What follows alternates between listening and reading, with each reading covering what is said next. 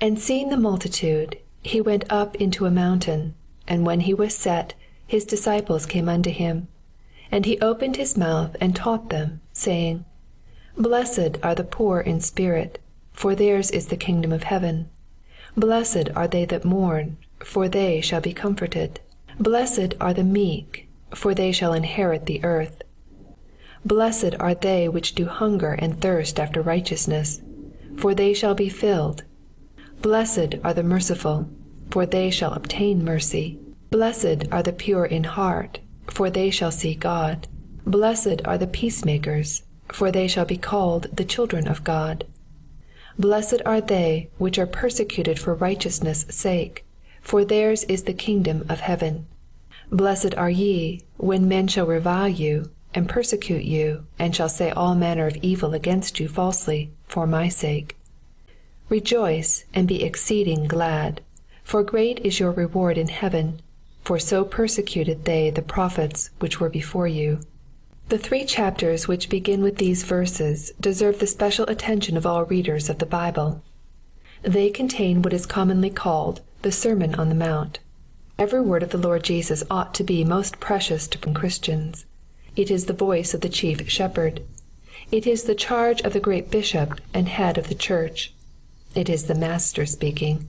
It is the word of him who spake as never man spake, and by whom we shall all be judged at the last day. Would we know what kind of people Christians ought to be?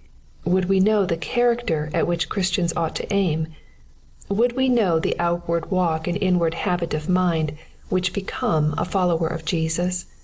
Then let us often study the Sermon on the Mount. Let us often ponder each sentence and prove ourselves by it.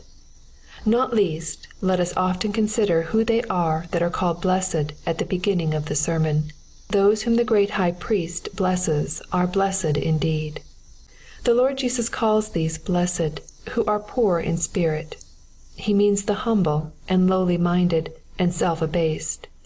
He means those who are convinced of their own sinfulness in God's sight. These are they who are not wise in their own eyes and holy in their own sight. They are not rich and increased with goods. They do not fancy they need nothing. They regard themselves as wretched and miserable and poor and blind and naked. Blessed are all such. Humility is the very first letter in the alphabet of Christianity. We must begin low if we would build high. The Lord Jesus calls those blessed who mourn. He means those who sorrow for sin and grieve daily over their own shortcomings. These are they who trouble themselves more about sin than about anything on earth. The remembrance of it is grievous to them. The burden of it is intolerable. Blessed are all such. The sacrifices of God are a broken and contrite spirit. One day they shall weep no more. They shall be comforted. The Lord Jesus calls those blessed who are meek. He means those who are of a patient and contented spirit. They are willing to put up with little honor here below. They can bear injuries without resentment. They are not ready to take offense. Like Lazarus in the parable, they are content to wait for their good things. Blessed are all such. They are never losers in the long run. One day they shall reign on the earth. Revelation chapter 5 and verse 10.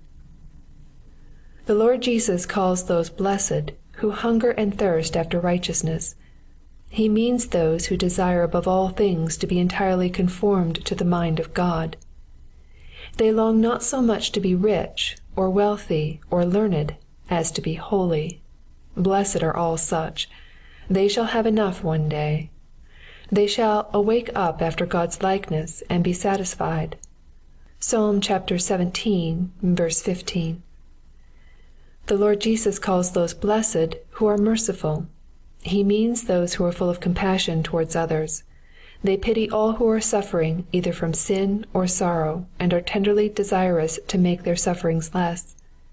They are full of good works and endeavors to do good. Blessed are all such. Both in this life and that to come, they shall reap a rich reward. The Lord Jesus calls those blessed who are pure in heart. He means those who do not aim merely at outward correctness, but at inward holiness. They are not satisfied with a mere external show of religion.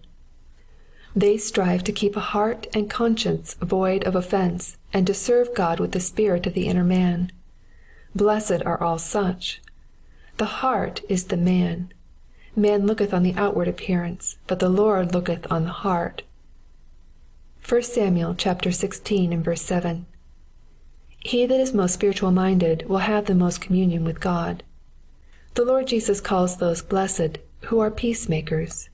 He means those who use all their influence to promote peace and charity on earth, in private and in public, at home and abroad.